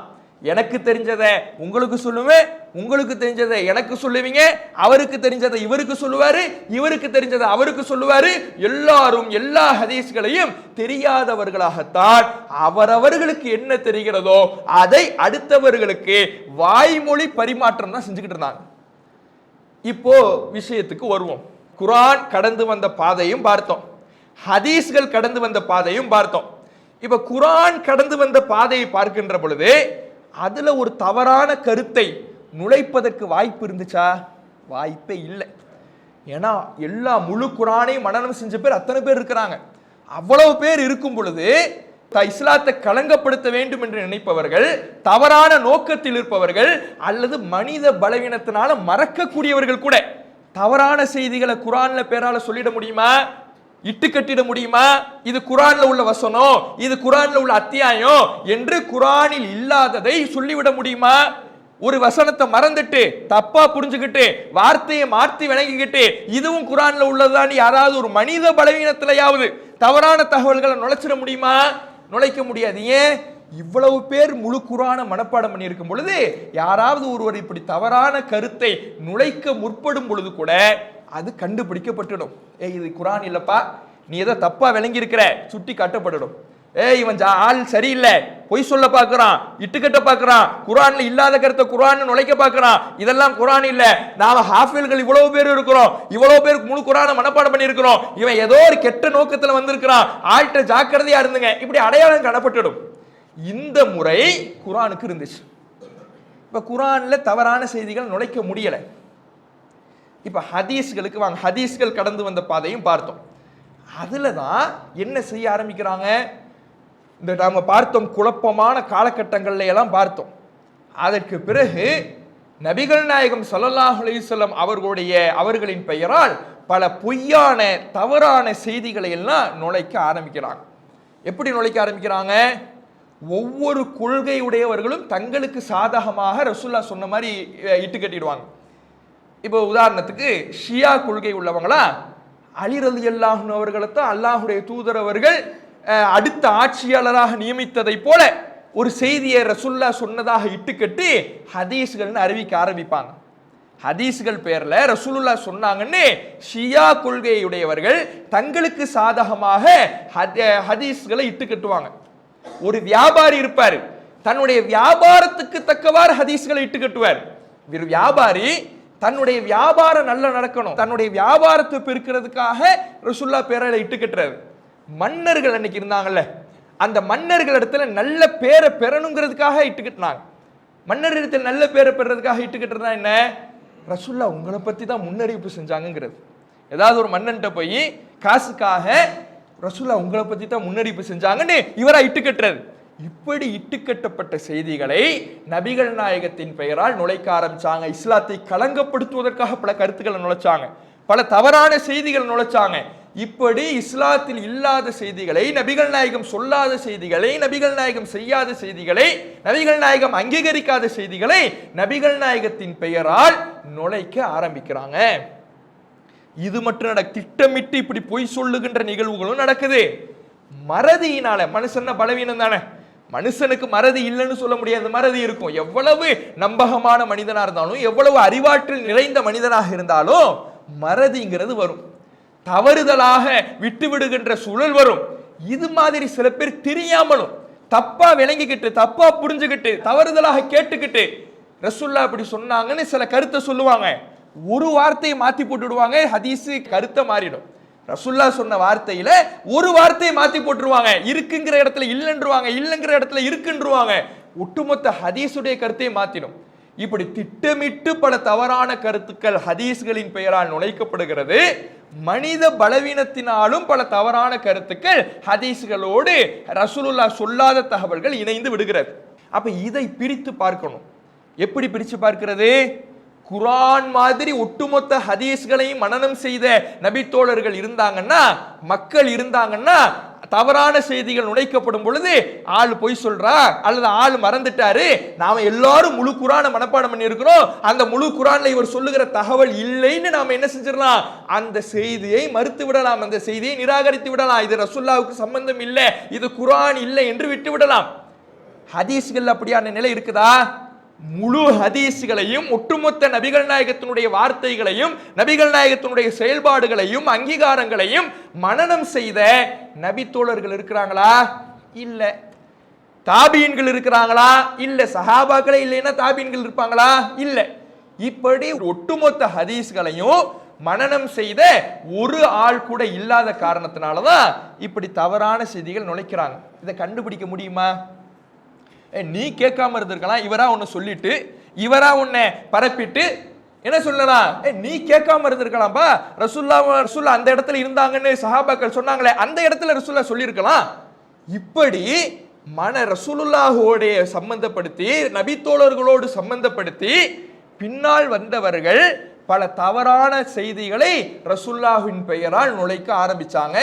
இதை கண்டுபிடிப்பதற்கான சூழல் இல்லாததுனால தான் இதை கண்டுபிடிப்பதற்கு ஹதீஸ் கலை என்ற ஒரு விதியையே உருவாக்குறாங்க. ஹதீஸ் கலைங்கிறோம்ல, அந்த விதியையே இப்படி எது ரசூலுல்லாஹ் உண்மையில் சொன்னது, எது ரசூலுல்லாஹின் பெயரால் நுழைக்கப்பட்ட செய்திகள், எது ஏற்றுக்கொள்ளத்தக்க வகையில் அமைந்த செய்திகள், உண்மையில் நபிகள் நாயகத்தோடு இணைக்கப்பட வேண்டிய செய்திகள், நபிகள் நாயகத்தோடு இணைக்கப்பட வேண்டிய செயல்கள் எதெல்லாம் ரசூலுல்லாஹுடைய பெயரால் நுழைக்கப்பட்டது, எதுவெல்லாம் ரசூலுல்லாஹோடு இணைக்கப்பட்டது, தவறுதலாக புரிந்து கொள்ளப்பட்டது, இப்படி பிரித்து அறிவதற்காகத்தான் ஏற்றுக்கொள்ளத்தக்க செய்தி எது, மறுக்கத்தக்க செய்தி எது, பிரித்து அறிவதற்காகத்தான் ஹதீஸ்களின் உருவாக்கப்படுது. அப்ப இதை நாம் அடிப்படையாக புரிந்து கொண்டால்தான் இந்த ஹவாரிஜிகளுடைய ஹதீஸ்கள் விஷயத்தில் அவங்க எப்படி நடந்துக்கிட்டாங்கிறத நம்ம தெரிஞ்சுக்க முடியும். ஹவாரிஜிகளுடைய ஹதீஸ்கள் விஷயம் எப்படி தெரியுமா? இப்ப நாம ஹவாரிஜிகளுடைய கொள்கைகளை பார்த்தோம். என்னென்ன கொள்கைகளை பார்த்தோம்? ஆட்சியாளருக்கு எதிராக கிளர்ச்சி செய்கிற கொள்கையை பார்த்தோம். பெரும்பாவங்கள் செய்தவர்கள் காஃபிர்கள் என்று சொல்லக்கூடிய கொள்கையை பார்த்தோம். ஷஃபாத்லாம் ஒண்ணும் கிடையாது, ஒருத்தர் பெரும்பாவம் செஞ்சிட்டாரே நிரந்தர நரகம் தான், அவர் சொர்க்கத்துக்கு வர முடியாது என்கின்ற கொள்கையை பார்த்தோம். குர்ஆனுக்கு தவறான விளக்கம் கொடுத்து இறைவனுடைய தன்மைகளை மறுக்கின்ற கொள்கைகளை பார்த்தோம். இப்ப இந்த கொள்கைகளை எல்லாம் நம்ம பார்க்கும் பொழுது அது தொடர்பாக மார்க்கம் என்ன சொல்லுது, மார்க்கம் என்ன நிலைப்பாடு நமக்கு போதிக்குதுங்கிறதையும் பார்த்தோம். அந்த நேரத்தில் பல ஹதீஸ்களை பட்டியல் போட்டோம்ல. ஷஃபாத்து தொடர்பாக பார்க்கும் பொழுது ஷஃபாத்து தொடர்பாக பல ஹதீஸ்களை சொன்னோம். புகாரியில் இருக்குது, முஸ்லீம்ல இருக்குது. மறுமை நாள் ரசூலுல்லாஹ் ஷஃபாத்து செய்வாங்க. கலிமா யாருடைய உள்ளத்துல உளப்பூர்வமாக இருக்குதோ அவர்களை நரகத்திலிருந்து வெளியேற்றுவார்கள். ஹதீஸ்களை பார்த்தோம். ஒரு இஸ்லாமிய ஆட்சியாளர் இருந்தால் அவர் அநியாயம் செய்தாலும் எப்படி அந்த ஆட்சியில நடந்து கொள்ள வேண்டும் ரசூலுல்லாஹ்வுடைய வழிகாட்டுல பார்த்தோம். இந்த செய்திகளை எல்லாம் இவங்க என்ன பண்ணிடுவாங்கன்னா விட்டுடுவாங்கன்னா என்ன, ஹதீஸ்களை ஏற்றுக்கொள்ள மாட்டார்கள். அந்த ஹதீஸ்களை ஏற்றுக்கொள்ள மாட்டார்கள். ஹவாரிஜிகள்லயே பல பிரிவுகள் இருக்குது. ஹவாரிஜிகளுக்கு உள்ளேயே பல பெயர்களில் பல பிரிவுகள் இருக்குது. அந்த பிரிவுகளில் சில பேர் என்ன பண்ணுவாங்கன்னா ஒட்டுமொத்தத்துக்கு ஹதீஸ்களே மறுத்துடுறது. ஒட்டுமொத்தத்துக்கு என்ன பண்ணிடுறது, ஹதீஸ்களே கிடையாது, குர்ஆனே போதுங்கிறது. இதே வழிகட்ட சிந்தனை சமீப காலத்திலே நமக்கு ஒரு சில ஆண்டுகளுக்கு முன்பாகவும் நம்ம தமிழகத்திலேயும் இருந்தது. குர்ஆன் மட்டும் போதும், அஹ்லே குர்ஆன் சொல்லிக்கொண்டு குர்ஆன் மட்டும் போதுங்கிற சிந்தனை இருந்தது. அவங்க எதை சொல்ல மாட்டாங்க, குர்ஆனே போதும், ஹதீஸ்கள்லாம் தேவையில்லை, ஏன் குர்ஆன்லயே அல்லாஹ் எல்லாத்தையும் தெளிவுபடுத்திட்டான் அப்படிம்பாங்க. அப்ப அவர்கள்ட்ட பல கேள்விகளை நம்ம கேட்கலாம். குர்ஆன்லயே அல்லாஹ் எல்லாத்தையும் தெளிவுபடுத்திட்டான்னா தொழுவுங்கள்னு இருக்கு, எப்படி தொழுவுங்கிறத காட்டுங்க பார்ப்போம். தொழுவுங்கன்னு அல்லாஹ் சொல்றான்ல, அகீமுஸ் ஸலாத்துன்னு திருமறை குர்ஆனிலே அல்லாஹ் பல இடங்கள்ல கட்டளை போடுறான்ல, எப்படி தொழணும் அதுக்கு தான் ரசூலுல்லாஹ் விளக்கம். நபிகள் நாயகம் ஸல்லல்லாஹு அலைஹி வஸல்லம் அவர்கள் இன்னும் சுயமாக சொல்லல, சுயமாக நடக்கல. ரசூலுல்லாஹ்வுடைய சொல் செயல் அங்கீகாரம் எல்லாமே இறை செய்தியின் அடிப்படையில தான். குர்ஆனை எப்படி எடுத்துக்கொள்வது கடமையோ அதே போல ஹதீஸ்களை எடுத்துக்கொள்வதும் கடமை. இதை ஒருவன் மறுக்க கூடாது. ஹதீஸ்கள் மார்க்கத்தில் இல்லைன்னு சொன்னானா அவன் காஃபிர் தான். அவருக்கு என்ன பண்ண முடியாது, அவர்களை மூமின்கிற லிஸ்ட்ல சேர்க்க முடியாது. அல்லாஹ் தஆலா திருமறை குர்ஆன்ல சூரத்து நிசாவுல 4வது அத்தியாயம் 150வது வசனத்துல சொல்றான், இன்னல்லதீன யக்ஃபுரூன பில்லாஹி வ ருசுலிஹி, அல்லாஹ்வுக்கு மத்தியிலே தூதரை மறுத்து வயுரீதுன யுஃபர்ரிகு பைனல்லாஹி வ ரசூலிஹி, அல்லாஹ்வுக்கு மத்தியிலேயும் அவனுடைய தூதர்களுக்கு மத்தியிலேயும் வேறுபடுத்தி வயகூலூன நுமினு பிபஅல் வ நக்ஃபுரு பிபஅல், சிலதை ஏற்றுக்கொள்வோம் சிலதை மறுப்போம் என்று எவர்கள் கூறுகிறார்களோ, வயுரீதுன யத்தஹிது பைன தாலிக சபீலா, இதற்கு இடைப்பட்ட பாதையை எவர்கள் தேர்ந்தெடுக்க நாடுகிறார்களோ, உலாயிக ஹுமுல் காஃபிரூன ஹக்கா, அவர்கள்தான் உண்மையான காஃபிர்கள் என்று அல்லாஹ் சொல்கிறான். சிலதை ஏத்துக்கிட்டு குர்ஆனை ஏத்துக்கிறேன் ஹதீஸ் வேணாம் இப்படி ஒருவன் சொல்லுகிறான் என்றால் அவன்தான் உண்மையாக உறுதியான காஃபிர்னு அல்லாஹ் சொல்றான். அப்ப குர்ஆன் மட்டும் போதும் என்கின்ற சிந்தனை இஸ்லாமிய அடிப்படை கொள்கைக்கு உகந்ததல்ல. அது இறை மறுப்பு, அல்லாஹ்வுடைய வார்த்தையை நிராகரிப்பது. குர்ஆனை ஒருவன் ஏற்றுக்கொள்கிறான் என்றால் அவன் ஹதீஸையும் ஏற்றுக்கொள்ளணும். ஹதீஸை ஒருவன் ஏற்றுக்கொள்ளவில்லைனா அவன் குர்ஆனையே ஏற்றுக்கொள்ளல. ஏன்? குர்ஆன் தான் சொல்லுது ஹதீஸை பின்பற்றணும்னு. குர்ஆன் தான் ஹதீஸை பின்பற்றணும். ரசூலுல்லாஹ்வுக்கு நான் அறிவித்த செய்திகளை நீங்க எடுத்துங்க, இந்த நபி எதை உங்களுக்கு சொல்லி கொடுக்கிறாரோ அதை நீங்க பின்பற்றுங்கன்னு சொல்லி கொடுப்பது எது? குர்ஆன். அப்ப குர்ஆனை ஒருவன் பின்பற்றுகிறேன் என்று சொன்னால் அவன் ஹதீஸ்களையும் பின்பற்றணும். அப்ப இந்த ஹவாரிஜ்கள்ல குர்ஆன்ல எல்லாம் தெளிவுபடுத்தப்பட்டுருச்சு, எங்களுக்கு குர்ஆன் மட்டும் போதும் ஹதீஸ் வேணான்னு ஒட்டுமொத்தமாக மறுக்கின்ற கூட்டமும் இருக்கிறாங்க. இது இறை மறுப்பு, இதுக்கும் இஸ்லாத்துக்கும் எந்த சம்பந்தமும் இல்லை. இதை நாம அடிப்படையாக புரிந்து கொள்ள வேண்டும். இன்னொரு சில சாரா இருக்கிறாங்க, அவங்க என்ன பண்ணுவாங்கன்னா, நாம ஏற்கனவே சொன்ன மாதிரி அவர்களுடைய கொள்கைக்கு தக்கவாறு பல திருமறை குர்ஆனுடைய வசனங்களை வளைத்து திரித்து தஅவீல் என்கின்ற பெயர்ல மாற்று விளக்கம் கூறி குர்ஆனுடைய அடிப்படைகளை தெரியாம ஷஃபாத் இல்லைன்னு சொல்லிக்கிட்டு ஆட்சியாளர்களுக்கு எதிராக கிளர்ச்சி செய்ய குர்ஆனை சொல்லுகிறது என்று சொல்லிக்கொண்டு பெரும்பாவங்கள் செய்தவர்கள் காஃபிர்னு குர்ஆனை சொல்லுகிறது என்று குர்ஆன் வசனங்களை வளைத்துக் கொண்டு இப்படி தங்களுடைய வழிகட்ட சிந்தனைக்கு தகுந்தவாறு தாங்கள் ஒரு முடிவை எடுத்துக்கொண்டு குர்ஆனுடைய வசனங்களை திரித்து வளைத்து மாற்றிவிட்டு ரசூலுல்லாஹ் சொன்ன செய்திகளை எல்லாம் மறுத்து விடுவது. இப்படியான ஹவாரிஜ்களும் இருக்கிறாங்க. இதுவும் தவறு. ஏன்? அவங்க எப்படி அந்த குர்ஆன் வசனங்களுக்கு மாற்று விளக்கம் கொடுத்தாங்க, எப்படி அந்த குர்ஆன் வசனங்களை திரிச்சாங்கலாம் பார்த்தோம். அப்ப இவர்கள் ஒரு முடிவை எடுத்துட்டு அதற்கு தகுந்தவாறு ஹதீஸ்கள் இல்லை என்பதனால மறுக்கிறாங்க. இவங்க ஹதீஸ்களை மறுக்கிறாங்கன்னா ஆதாரபூர்வமாக ஒன்றும் மறுக்கல, இவங்களுடைய முடிவுக்கு தக்கவாறு வரல. இவங்க என்ன முடிவு எடுத்து வச்சிருக்கிறாங்க? ஆட்சியாளருக்கு எதிராக கிளர்ச்சி செய்யணும்னு முடிவு எடுத்து வச்சிருக்கிறாங்க. ஆட்சியாளருக்கு எதிராக கிளர்ச்சி செய்ய வேண்டும் என்கின்ற முடிவை எடுத்துவிட்டு அப்போ ரசூலுல்லாஹ் ஆட்சியாளருக்கு கட்டுப்பட்டு நடக்கணும்னு சொல்வதையெல்லாம் மறுத்து விடுவது. அப்ப இதுவும் தவறான கொள்கை. அதே சமயம் ஹதீஸ்களைன்னு நம்ம பார்த்தோம்ல, ரசூலுல்லாஹ்வுடைய செய்திகளை பிரித்தறிவதற்கான வழிமுறைகளை சொல்லித் தருவதுதான் ஹதீஸ்களை. இந்த ஹதீஸ்களையில நமக்கு ஒரு விதி சொல்லப்படுகிறது. என்ன விதி? ஒரு ஹதீஸை ஏற்றுக்கொள்ள வேண்டும் என்றால் நபிகள் நாயகம் ஸல்லல்லாஹு அலைஹி வஸல்லம் அவர்களின் பெயரால் அறிவிக்கப்படுகிற செய்தியில் உண்மையில் நபிகள் நாயகம் சொன்ன செய்தி எது, உண்மையில் நபிகள் நாயகம் செய்த செய்தி எது, உண்மையில் நபிகள் நாயகம் அங்கீகரித்த செய்தி எது என்று நாம் முடிவு செய்ய வேண்டும் என்றால் அதற்கு இரண்டு விஷயங்களை ஹதீஸ்களை கவனிக்க சொல்லுது. மார்க்கமும் நமக்கு அதுதான் சொல்லுது. என்ன இரண்டு விஷயம்? ஒன்று, அறிவிக்கக்கூடிய நபரை பாருங்க. செய்தி அறிவிக்கிறார்ல நபர், அந்த நபரை கவனிங்க. அந்த நபரை கவனிங்க. அவரு நல்லவராக, நீதமானவராக, நேர்மையானவராக இருந்தா அவருடைய செய்தியை ஏற்றுக்கொள்ளுங்க. அவரு பொய்யராக, நேர்மை இல்லாதவராக, பலவீனமானவராக இருப்பார்னா அவருடைய செய்தி ஏத்துக்காதீங்க. இது ஒரு அடிப்படை. ஒரு செய்தியை ஏற்றுக்கொள்ளணும்னா அந்த செய்தியில் இருக்கக்கூடிய அறிவிப்பாளர்களை கவனிக்கணும். அவங்க நல்லவங்களாக இருந்தா, நேர்மையானவங்களாக இருந்தா, உண்மையாளர்களாக இருந்தா அவர்களுடைய செய்தி ஏற்றுக்கொள்ளத்தக்க செய்தி. பொய்யர்களாக இருந்தா, அவர்கள் பலவீனமானவர்களாக இருந்தா அவர்களுடைய செய்தி ஏற்றுக்கொள்ளக்கூடாது. இது ஹதீஸ்களினுடைய ஒரு பகுதி. இதை எல்லாரும் ஏத்துக்குவாங்க. இதை என்ன பண்ணுவாங்க? எல்லாரும் ஏத்துக்குவாங்க. இன்றைய காலத்திலையும் சரி எல்லாமே இதை ஏத்துக்குவாங்க. இதை எந்த அடிப்படையில் ஏத்துக்கிறாங்க? நபிகள் நாயகத்தின் பெயரால் பல தவறான செய்திகள் நுழைஞ்சிருக்குது. தவறிலிருந்து சரியை பிரித்து பார்ப்பதற்கு அறிவிக்கக்கூடிய நபர்களை பார்க்கிறோம். ஏன்னா ஹதீஸ்கிற தலைமுறையாக தானே கடந்து வந்திருக்கு. ரசூலுல்லாஹ் சஹாபாக்களுக்கு சொல்லுவாங்க, சஹாபாக்கள் தாபீன்களுக்கு சொல்லுவாங்க, தாபீன்கள் தபா தாபீன்களுக்கு சொல்லுவாங்க. இப்படி தலைமுறையாக பல மனிதர்களை கடந்து வந்திருக்கிறதுனால அந்த மனித வரிசையில், மனித சங்கிலி தொடரில் யார் பலவீனமானவர், யார் நம்பகமானவர், நம்பகமானவர் அறிவிக்கக்கூடிய செய்தி ஏற்றுக்கொள்ளப்படும், பலவீனமானவர் சொன்ன செய்தி நிராகரிக்கப்படும். இப்படி ஒரு செய்தியை நபிகள் நாயகத்தின் பெயரால தான் வருது, நபிகள் நாயகம் செஞ்சாங்கன்னு தான் வருது. ஆனா அறிவிக்கிறவர் என்னவா இருக்கிறாரு? பலவீனமானவரா இருக்கிறார். அறிவிக்கிறவர் பலவீனமானவரா இருக்கும் பொழுது அந்த செய்தியை நடைமுறைக்கு கொண்டு வராம விட்டுறாங்க. இவங்களை ஹதீஸ் மறுப்பாளர்கள் சொல்லுவோமா? ரசுல்லாவுடைய பெயரால தான் செய்தி வருது, ரசுல்லாவுடைய பெயரால தான் ரசுல்லா செஞ்சதாகத்தான் செய்தி வருது, ரசுல்லா அங்கீகரிச்சதாகத்தான் செய்தி வருது. ஆனா அறிவிக்கிற நபர் பலவீனமானவராக இருக்கிறதுனால அந்த செய்தியை நடைமுறைக்கு கொண்டு வரதில்லை. நபிகள் நாயகத்தின் பெயரால் வந்த ஒரு செய்தியை நடைமுறைக்கு கொண்டு வராத காரணத்தினால் இப்படியான ஒரு விதியை கடைபிடித்தவர்களை ஹதீஸ் மறுப்புன்னு சொல்லுவோமா? சொல்ல மாட்டோம். இப்ப இரண்டாவது விதிக்கு வரும். இது முதல் விதி, ஆட்களை கவனிக்க வேண்டும்ங்கிறது முதல் விதி.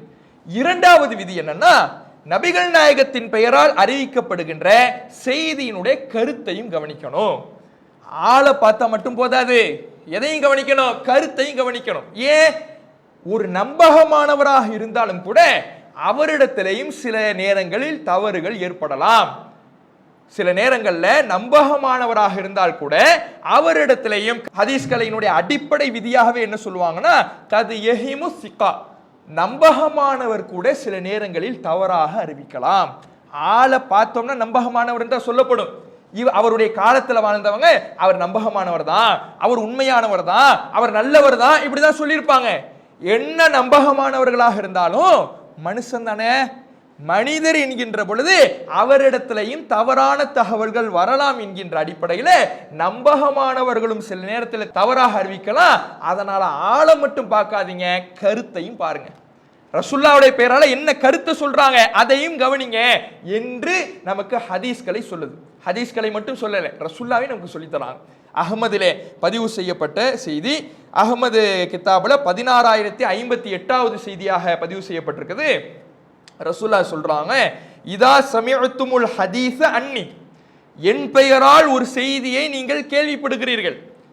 கேள்விப்படுறது யார் பெயரால தான்? ரசூல்லா பெயரால தான். ரசூல்லா இப்படி சொன்னாங்க, ரசூல்லா இப்படி செஞ்சாங்க, ரசூல்லா இப்படி அங்கீகரிச்சாங்கன்னு தான் நீங்க கேள்விப்படுறீங்க. ஆனா துன்கிர்ஹு குலூபுக்கும், உங்களுடைய உள்ளங்கள் அந்த செய்தியை வெறுக்குது. ரசூல்லா போய் இப்படி செஞ்சிருப்பாங்களா, ரசூல்லா போய் இப்படி நடந்திருப்பாங்களா, இப்படி உங்களுடைய உள்ளங்கள் வெறுக்கிறது. உங்களுடைய உணர்வுகள் அதை விட்டு விரண்டோடுகிறது. ரசூலுல்லாஹ் இப்படி செஞ்சிருக்க மாட்டாங்கன்னு உணர்வுகள் அந்த செய்தியை வெறுக்கிறது. அது உங்களை விட மிக தொலை தூரமானதாக நீங்க கருதுறீங்க. இந்த செய்தியெல்லாம் ஒத்து வராதுப்பான்னு நீங்க கருதுறீங்க. அப்படி நீங்க கருதுனீங்கன்னா நான் அந்த செய்தியை விட்டு வெகு தூரமானவன் ரசூலுல்லாஹ் சொல்றாங்க. நான் அந்த செய்தியை விட்டு வெகு தூரமானவன். இப்ப உதாரணத்துக்கு நபிகள் நாயகம் ஸல்லல்லாஹு அலைஹி வஸல்லம் அவர்கள் ஒழுக்கச்சீலர். நபிகள் நாயகம் ஸல்லல்லாஹு அலைஹி வஸல்லம் அவர்கள் பையத்து செய்யும் பொழுது கூட அவர்களுடைய கை பெண்களுடைய கையை தொடாது. இதையெல்லாம் கேட்கின்ற பொழுது நபிகள் நாயகத்தின் தன்மையாக நம் உள்ளம் ஒப்புக்கொள்கிறது, ஏற்றுக்கொள்கிறது. அதே நபிகள் நாயகம் ஒரு அந்நிய பெண்ணோடு தனிமையில் இருந்தார்கள்னு ஒரு செய்தி வருது. இதை நம்ம மனசு ஏத்துக்குதா? நபிகள் நாயகம் இப்படி செய்வார்கள் நம்ம மனசு ஒத்துக்குதா? சரி, நம்ம மனசு ஒத்துக்கிறது ஒரு பக்கம் இருக்கட்டும். நபிகள் நாயகம் ஸல்லல்லாஹு அலைஹி வஸல்லம் அவர்கள் இப்படி செஞ்சாங்கன்னா அது நமக்கு முன்மாதிரி. ஒரு பேச்சுக்கு வச்சுக்குவோம், ரசூலுல்லாஹ் இப்படி செஞ்சிருந்தாங்கன்னா நமக்கு முன்மாதிரி. இந்த முன்மாதிரியை வச்சு நமக்கு ஃபத்வா சொல்ல நம்ம மனசு வருமா? அந்நிய பெண்களோடு தனிமையில் இருக்கலாம், இப்படி ஃபத்வா சொல்வதற்கு நம்ம மனசு இடம் கொடுக்குமா? இது என்னங்க சட்டம், நம்ம விஷயத்துல நாம இது போன்ற சட்டம் எடுக்குமான்னு கேட்டா இது எப்படிங்க சரி வரும்? இது என்ன சட்டம்? இது நம்ம மனசு ஒத்துக்காது. நம்ம விஷயத்துல இப்படி இடம் கொடுக்காது. நம்ம விஷயத்துல இடம் கொடுக்கலைன்னா நபிகள் நாயகம் ஸல்லல்லாஹு அலைஹி வஸல்லம் அவர்களை பற்றிய செய்திகளை நாம் அறிந்திருக்கிறோம், ரசூலுல்லாஹ்வுடைய ஒழுக்கத்தை பற்றி தெரிந்திருக்கின்றோம், நபிகள் நாயகத்தினுடைய செயல்பாடுகளை பற்றி தெரிந்திருக்கிறோம். அப்படியான நபிகள் நாயகம் ஸல்லல்லாஹு அலைஹி வஸல்லம் அவர்களை நம்முடைய உள்ளத்தில் ஈமானிய உணர்வோடு நம்பியிருக்கும் பொழுது அந்த ஈமானிய உணர்வு நமக்கு தடையை ஏற்படுத்துது. ரசூலுல்லாஹ் அந்நிய பெண்ணோடு தனித்திருந்தார்கள் என்ற செய்தி. இதை ரசூலுல்லாஹ்வோடு இணைக்க முடியுமா? இணைக்க முடியாது. அப்ப என்ன பண்ணணும்? இந்த செய்தி ரசூலுல்லாஹ்வோடு சம்பந்தப்படுத்த முடியாது. இதை அறிவிக்கக்கூடியவர் நம்பகமானவர்களாகவே இருக்கட்டும், இதை அறிவிக்கிறவங்க பலமானவர்களாகவே இருக்கட்டும், ஆனால் இதை ரசூலுல்லாவோடு சம்பந்தப்படுத்த முடியாது என்று அந்த செய்தியை விட்டுடுவோம். இப்படி விடுற காரணத்தினால இது ஹதீஸ்களை மறுப்பதாக ஆகாது. இதை என்ன செய்யாது ஆகுது? ஹதீஸ்களை மறுப்பதாக ஆகாது. ஏன்? இதை நம்ம ஹதீஸ்னே முதல்ல ஏத்துக்கல. எப்ப ஹதீஸ் மறுப்பாக ஆகும்னா, ஹதீஸ்களை மறுக்கின்ற குஃபுராக ஆகும்னா, அல்லாஹ் குர்ஆன்ல சொல்றானே ஹதீஸ்களை மறுப்பவர்கள் காஃபிர்கள் என்று. அது எப்ப ஹதீஸ்களை மறுப்பதாக ஆகும்னா, ஒரு ஹதீஸை நாம ஏத்துக்கிறோம், அதை நடைமுறைக்கு கொண்டு வரல, அதிலிருந்து சட்டம் எடுக்கல, இதை ரசூலுல்லாஹ் சொன்னாங்கன்னு ஏத்துக்கிட்டு அதுக்கப்புறம் அந்த செய்தியை அப்படியே விட்டுடுறோம். அதுதான் ஹதீஸ் மறுப்பு. ஆனா நாம என்ன சொல்றோம்னா, நபிகள் நாயகம் ஸல்லல்லாஹு அலைஹி வஸல்லம் அவர்களுடைய பெயர்ல இந்த செய்தி இணைக்க முடியாத செய்தியா இருக்குது. எப்படி ஒரு பலவீனமான அறிவிப்பாளர் வரும் பொழுது அந்த செய்தியை ரசூலுல்லாஹ்வுடைய பெயரோடு இணைக்க முடியாது என்று சொல்லுகிறோமோ, அதை யாரும் ஹதீஸ் மறுப்பு என்று சொல்லாமல் இருக்கிறோமோ, பலவீனமான செய்தின்னு ஒன்று சொல்றோம், அதை யாராவது ஹதீஸ் மறுப்புன்னு சொல்றோமா? அந்த செய்தி ரசூலுல்லாஹ்வுடைய பெயரால தான் வந்திருக்கு, அந்த செய்தியை ரசூலுல்லாஹ் செஞ்சதாக தான் வந்திருக்கு. பலவீனமான ஒரு ஆள் இடம் பெற்ற உடனே அது அந்த செய்தியை விட்டுடுறோம், அதை யாரும் ஹதீஸ் மறுப்புன்னு சொல்லலை, பலவீனமான செய்தின்னு சொல்றோம். அதே மாதிரி தான் பலமான ஆட்கள் இருந்தாலும் செய்தி கருத்து ரசூலுல்லாஹ்வுடையோடு இணைக்க முடியாத வகையில் இருக்கும்னா அந்த செய்தி ஏற்றுக்கொள்ளத்தக்க செய்தி அல்ல. ஏன்னா ரசூலுல்லாஹ்வுடைய சொல் செயல் அங்கீகாரம்னா வஹி, குர்ஆனும் வஹி. குர்ஆன் என்கின்ற வஹியோடு நபிகள் நாயகம் சொன்னதாக செய்ததாக அங்கீகரித்ததாக வருகின்ற செய்தியை இணைத்து எந்த விதத்திலேயும் விளக்கம் கொடுக்க முடியாத வகையில் இருக்குதுன்னா இந்த செய்தியை நம்பகமானவர்கள் அறிவித்திருந்தாலும் அது அடிப்படைக்கு முரணாக இருக்குது, வஹியிலே முரண்பாடு வராது. குர்ஆனும் வஹி, ஹதீஸும் வஹினா இந்த ரெண்டும் வஹின்னு நம்ம முடிவு செய்யும் பொழுது முரண்பாடு இருக்கக்கூடாது. ஆனா ரசூலுல்லாஹ்வுடைய செயல்னு ஒரு செய்தி அறிவிக்கப்படுது, அது குர்ஆன்ல ரசூலுல்லாஹ்வுடைய தன்மையாக சொல்லப்பட்டிருக்கிற வசனங்களுக்கு மாற்றமா இருக்கு. அப்ப ரெண்டத்தையும் மோத விடுறதா இல்ல பலவீனமான செய்தி எப்படி முடிவெடுக்கிறோமோ, ஒரு ஆளு சரியில்லை உடனே அந்த செய்தி எப்படி விட்டுடுறோமோ, நடைமுறைக்கு எடுத்துக்க மாட்டேங்கிறோமோ, ரசூலுல்லாஹ்வோடு அதை இணைக்க மாட்டோமோ, அது போல ரசூலுல்லாஹ்வுடைய பெயரால் இணைக்க முடியாத தவறான கருத்து வரும்பொழுதும் அதை விட்டுடணுமா?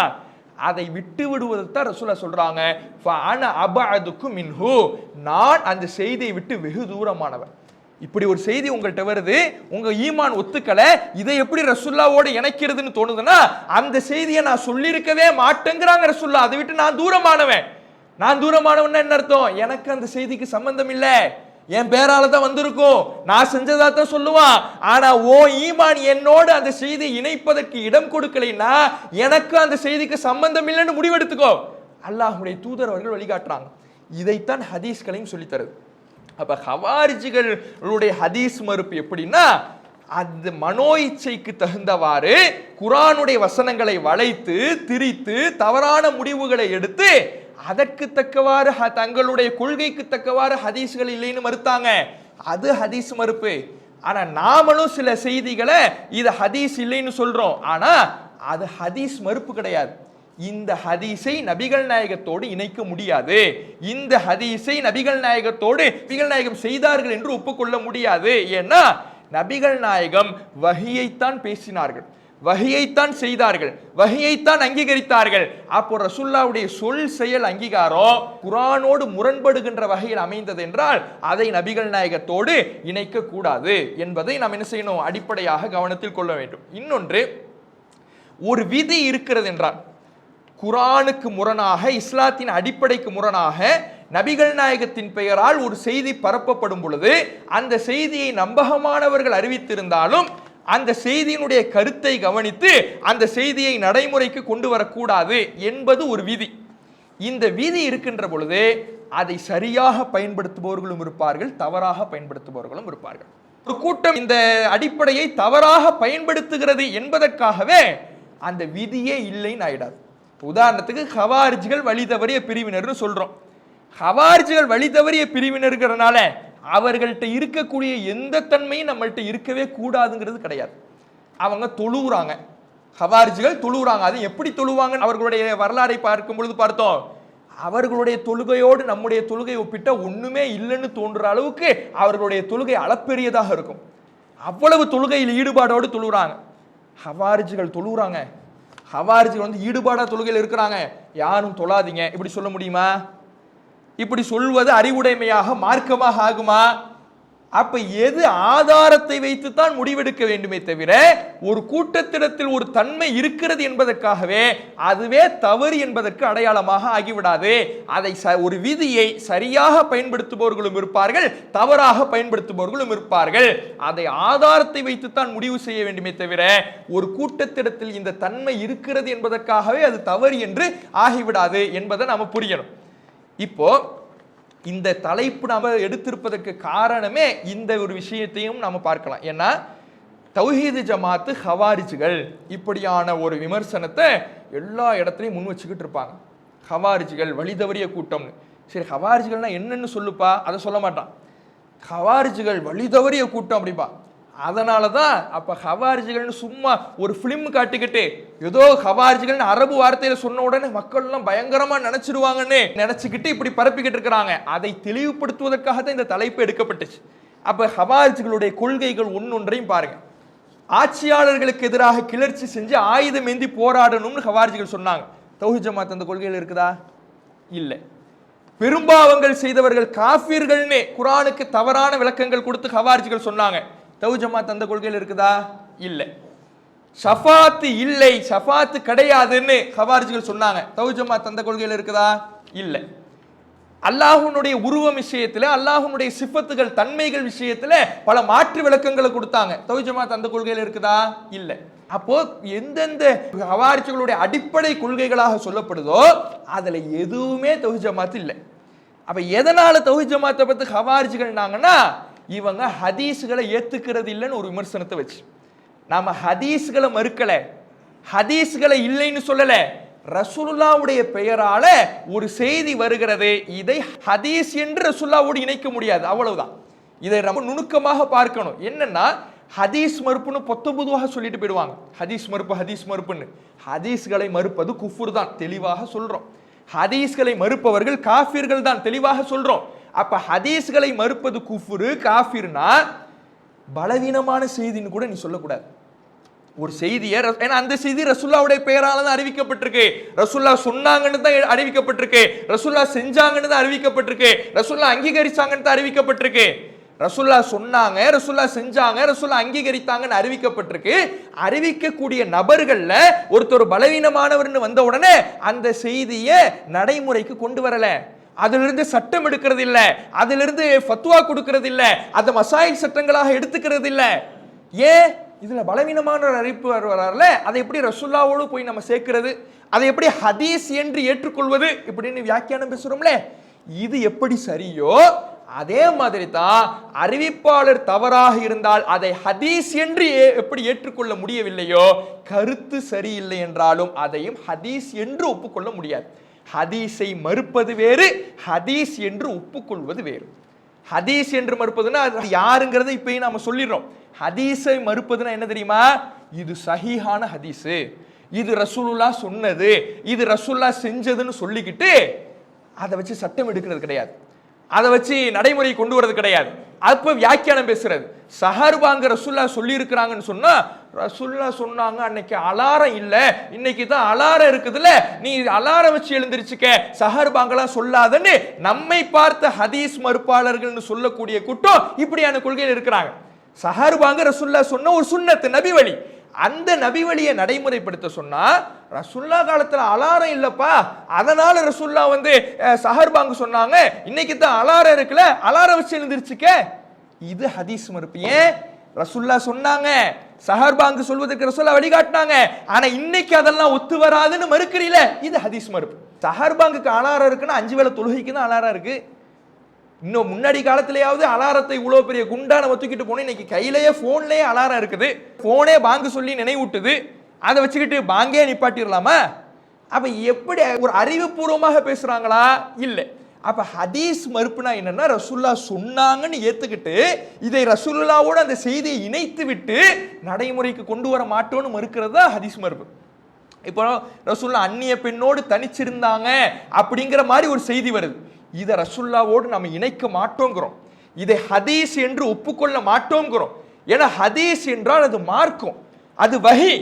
வஹி என்றால் அல்லாஹ் திருமறை குர்ஆன்ல சொன்ன வஹிக்கு இந்த வஹி முரண்படுகிற வகையில் இருக்குது. வஹி முரண்படுமா? முரண்படாது. அப்ப இந்த செய்தியில ஏதோ ஒரு தவறு நடந்திருக்குது. என்ன தவறு? யாரோ தவறாக இந்த செய்தியை விளங்கி அறிவித்திருக்கிறார்கள். ரசூலுல்லாவோடு இப்படியான செய்தி ஏற்றுக்கொள்ள முடியாது, இது ஹதீஸாக இருக்க முடியாதுங்கிறோம். ஹதீஸாக இருக்க முடியாது என்று சொல்வது ஹதீஸ்களை பாதுகாப்பது, வஹீயிலே முரண்பாடு கற்பிக்காமல் இருப்பது. ஆனா ரசூலுல்லாஹ் தனிமையில தான் இருந்தாங்க, ரசூலுல்லாஹ் தனிச்சு தான் இருந்தாங்க என்று சொல்லிட்டு சரி அப்ப நீ ஃபத்வா கொடு, அந்நிய பெண்களோடு ரசூலுல்லாஹ் தனிச்சிருந்தாங்க, தனித்திருக்கலான்னு கொடுன்னு சொன்னா இல்ல அதெல்லாம் நடைமுறைக்கு சரி வராது. இதுதான் ஹதீஸ் மறுப்பு. ஏன்னா நீ ஹதீஸ்னு ஏத்துக்கிறேன், ரசூலுல்லாஹ் சொன்னாங்கன்னு ஒப்புக்கொண்டு இருக்கிறீங்க, ஒப்புக்கொண்டுக்கிட்டு அதையெல்லாம் ஏத்துக்கிட்டு நடைமுறைக்கு கொண்டு வாங்கன்னா அது சரி வராது. இதுதான் ஹதீஸ் மறுப்பு. ஹதீஸ் என்று ஒப்புக்கொண்டு ரசூலுல்லாஹ் சொன்னாங்க, ரசூலுல்லாஹ் செஞ்சாங்கன்னு ஏத்துக்கிட்டு நடைமுறைக்கு கொண்டு வர சொன்னா அதெல்லாம் ஒத்து வராதுன்னு அதை விட்டுறது இருக்குல்ல, இது ஹதீஸ் மறுப்பு. ரசூலுல்லாஹ்வோடயே இதை இணைக்க முடியாது. இப்படி ரசூலுல்லாஹ் செஞ்சிருக்கவே மாட்டாங்க, 100க்கு 100 ரசூலுல்லாஹ் இதை இப்படி செஞ்சிருக்க மாட்டாங்க, 100க்கு 100 ரசூலுல்லாஹ் இப்படி சொல்லியிருக்கவே மாட்டாங்க. ரசூலுல்லாஹ்வோடு இது இணைக்கப்பட்ட செய்தி, ரசூலுல்லாஹ்வோடு பரப்பப்பட்ட செய்தி, தவறாக புரிந்து கொள்ளப்பட்ட செய்தியை தவிர இது ஹதீஸ் கிடையாது என்று சொல்வது ஹதீஸ் மறுப்பு கிடையாது. இந்த நுணுக்கமான விஷயத்தை நாம புரிந்து கொள்ள வேண்டும். இப்ப இந்த நுணுக்கத்திற்கு ஹதீஸ் மறுப்பு, ஹாரிஜியாக்களே அப்படின்னு சொல்லப்படும்னா, அப்படியான பட்ட பெயர்களை இன்றைக்கு இருக்கக்கூடிய சலஃபு கொள்கையினர் நம்மை நோக்கி சொல்லுவாங்கன்னா யார் யாரை நோக்கி நான் சொல்லணும் தெரியுமா? இமாம் ஷாஃபியை நோக்கி ஹதீஸ் மறுப்பாளர்னு சொல்லணும், இமாம் ஷாஃபியை ஹவாரிஜின்னு சொல்லணும். ஏன்? இமாம் ஷாஃபி அல் மஹ்சூல் என்ற கிதாபுல பாக 4 பக்கம் 438 சொல்றாரு, அதாவது லா தத்காமல் ஷுருத்துஹு இல்லா வஹுவ கைரு முகாலிஃபின் லில் கிதாப், குர்ஆனுக்கு முரண்படாமல் இருந்தால்தான் ஒரு செய்தி சஹீஹ் என்ற நிரூபணமாகும். எப்போ ஒரு செய்தி ஆதாரபூர்வமானது நிரூபணமாகும்னா அந்த செய்தி குர்ஆனுக்கு முரண்படாம இருக்கணும். இமாம் ஷாஃபி சொல்றாரு. ஷாஃபியை ஹாரிஜியா லிஸ்ட்ல சேர்த்துடுவீங்களா? ஹவாரிஜிகள்னு சொல்லிடுவீங்களா? ஹதீஸ் மறுப்பாளர்கள்னு சொல்லிடுவீங்களா? இதே தான் தௌஹீத் ஜமாத் சொல்லுது. அதே மாதிரி இமாம் ஷாஃபியை இன்னொரு கிதாபுல இஹ்திலாஃபுல் ஹதீஸ்ங்கிற கிதாபுல சொல்றாரு, ஒமா வாஃபக்க லாஹிர கிதாபில்லாஹி மினல் ஹதீஸ், ஏதாவது ரசூலுல்லாஹ்வுடைய பெயரால் அறிவிக்கப்பட்ட ஒரு ஹதீஸ் அல்லாஹ்வுடைய வேதத்தின் வெளிப்படை கருத்துக்கு தோதுவாக இருந்தால் அதுதான் உறுதிப்படுத்துவதற்கு ஏற்றமான செய்தி. தோதுவாக இருந்தால் தான் அது ஹதீஸ், குர்ஆனுக்கு ஒத்த வகையில் இருந்தால் தான் ஹதீஸ், இல்லைன்னா அது ஹதீஸ் கிடையாது. இமாம் ஷாஃபி சொல்றார். அதே மாதிரி இமாம் மாலிக்க பாருங்க, நஸ்ஸுல் காமில் அப்படிங்கிற புத்தகத்துல 231வது பக்கம், எருத்துல் ஆஹாத ஜமாத்துன், ஹதீஸ்களை ஒரு பெரும் கூட்டமே நிராகரித்திருக்கிறார்கள். ஹதீஸ் ரசூலுல்லாஹ்வுடைய பெயரால் அறிவிக்கப்பட்ட செய்திகள், உண்மையான ஹதீஸ்களை மறுக்கிறது கிடையாது, ரசூலுல்லாஹ் பெயரால் அறிவிக்கப்பட்டிருக்கும் ஆனா கருத்து தப்பா இருக்கும். அப்படியான செய்திகளை ஒரு கூட்டத்தாரே வேணாம்னு நிராகரிச்சிருக்கிறாங்க, ரசூலுல்லாஹ்வோட இணைக்கல, ஹதீஸ்னு ஒத்துக்கல. முக்கியமானவர் யாரு? மின்ஹும் மாலிக் இமாம் ஃபி மவாலிஇ தஆருதுஹா உஸூலு ஷர்அ், அதாவது மார்க்கத்தினுடைய அடிப்படைகள் அந்த செய்திகளுக்கு முரணாக இருக்கும். மார்க்கத்தினுடைய அடிப்படைகள் அந்த செய்திகளுக்கு முரணாக இருக்கும் பொழுது இவங்கெல்லாம் அந்த செய்தி ஏற்றுக்கொள்ளாமல் இருந்திருக்கிறாங்க. இமாம் குர்துபி தஃப்சீர் துறையிலே மிக பிரபலமான ஒரு இமாம், அவர் சொல்றாரு, வல் ஹபரு இதாக்கான முகாலிஃபன் லி கிதாபில்லா, ஒரு செய்தி அல்லாஹ்வுடைய வேதத்திற்கு முரண்பாடாக அமையும் என்றால் லா யஜூசுல் அமலு பிஹி, அதை கொண்டு நடைமுறைப்படுத்துவது கூடாது. அல்லாஹ்வுடைய ரசூல் பெயரில் ஒரு செய்தி வருது, ஆனா அந்த செய்தி எப்படி இருக்கு? குர்ஆனுக்கு நேர்முரணா இருக்குது, அதை நடைமுறை கொண்டு வராதீங்க, இந்த ஹதீஸ் இல்ல. இமாம் குர்துபி சொல்வது அவருடைய தஃப்சீருல் குர்துபில பாகம் 12 பக்கம் 213. இமாம் இப்னுல் ஜௌசி, இவருடைய கருத்து மிக அழகான கருத்து, கவனிக்கப்பட வேண்டிய கருத்து. இவர் ஒரு புக்கு தொகுக்கிறார், அந்த புக்குடைய பேரே மௌதுஆத், இட்டுக்கட்டப்பட்ட செய்திகள். மார்க்கத்தின் பெயரால ரசூலுல்லாஹ்வுடைய பெயரால என்னென்ன செய்திகள்லாம் இட்டுக்கட்டப்பட்டிருக்கதோ அதையெல்லாம் தனி புத்தகமாக தொகுத்து இமாம் இப்னுல் ஜௌசி ஒரு புத்தகத்தை தொகுத்திருக்கிறார். அந்த புத்தகத்தினுடைய முன்னுரையில அவர் பல தகவல்களை, பல அடிப்படைகளை கொண்டு வரார். என்ன அடிப்படைனா, இந்த கிதாபுல எந்தெந்த செய்திகளை எல்லாம் இட்டுக்கட்டப்பட்டது நாம முடிவெடுத்திருக்கிறோம், எந்தெந்த அடிப்படையில முடிவெடுத்திருக்கிறோம், அப்படியான ஷர்த்துகளை, அடிப்படைகளை கொண்டு வரார்.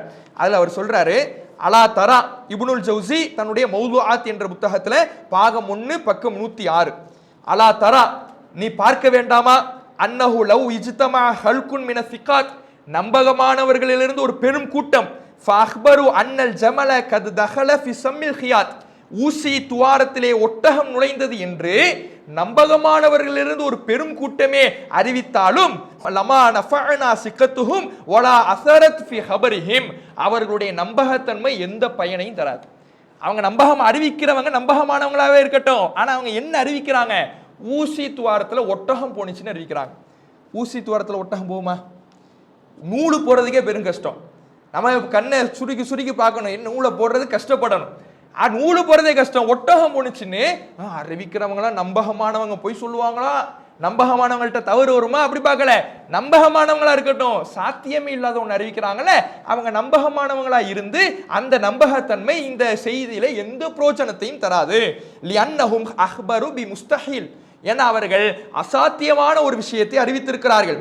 ஃபகுல்லு ஹதீஸின் ரஐதஹு யுஹாலிஃபுல் மஅகூல் அவ் யுனாக்கிலுல் உஸூல், அதாவது நீ பார்க்கிறாய் சில ஹதீஸ்களின் பெயரால் அறிவிக்கப்படுகிற செய்திகளை அறிவுக்கு முரண்படக்கூடியதாகவும் இஸ்லாத்தின் அடிப்படைக்கு முரண்படக்கூடியதாகவும் சில செய்திகளை நீ பார்த்தால் ஃபஅலம் அன்னஹு மௌலூ, அது இட்டுக்கட்டப்பட்டது என்பதை நீ அறிந்து கொள். செய்தியை பார்க்கிற ஆள்லாம் நம்பகமானவங்களா இருக்கிறாங்க, அறிவிக்கப்படுகிற செய்தி அறிவுக்கு முரணாக இருக்குது, அடிப்படைக்கு முரணாக இருக்குது, அசாத்தியமானதாக இருக்கு, ரசூலுல்லாஹ்வோடு இணைக்க முடியாததாக இருக்குதுன்னா அது இட்டுக்கட்டப்பட்டதுன்னு தெரிஞ்சுக்க. ஃபலா ததகல்லஃப் இஅ்திபாரஹு, அதை ஆய்வு செய்யறதுக்கு எந்த சிரமத்தையும் எடுத்துக்காத. ரொம்ப ஆய்வு செஞ்சு இதுல என்ன இருக்கு பார்க்காத. அசாத்தியமானதா இருக்குதா, அந்த செய்தியை ரசூலுல்லாஹ்வோடு இணைக்க முடியாதா, அது ரசூலுல்லாஹ் சொல்லியிருக்க மாட்டாங்கிற முடிவுக்கு வந்துரு, சிரமப்படாத. இமாம் இப்னுல் ஜௌசி சொல்லிட்டு அதை தொடர்ந்து பேசுகிறார். அதாவது அந்த செய்தியில லா யத்தஅய்யனு லனால் வாதிஉ மினர் ருவாத், அறிவிப்பாளர்கள்ல யார் இட்டு கட்டுனாங்கன்னு தெரியலைனாலும், அப்படின்னா எல்லாரும் நம்பகமானவங்களா இருக்கிறாங்க. வெளிப்படையில பார்க்கும் பொழுது எல்லா அறிவிப்பாளர்களும் வெளிப்படையில பார்க்கும் பொழுது நம்பகமானவங்களா இருக்கிறாங்க. யார் இட்டு கட்டுனாங்கன்னு தெரியல, யார் இட்டு கட்டுனாங்கன்னு தெரியலைனாலும் அந்த செய்தி இட்டுக்கட்டப்பட்டதாக இருக்கும், கருத்து தவறாக வரும். ஏன்னா நம்பகமானவர்களும் தவறிழைப்பார்கள் என்று இமாம் இப்னுல் ஜௌசி அவர்கள் சொல்லுகிறார்.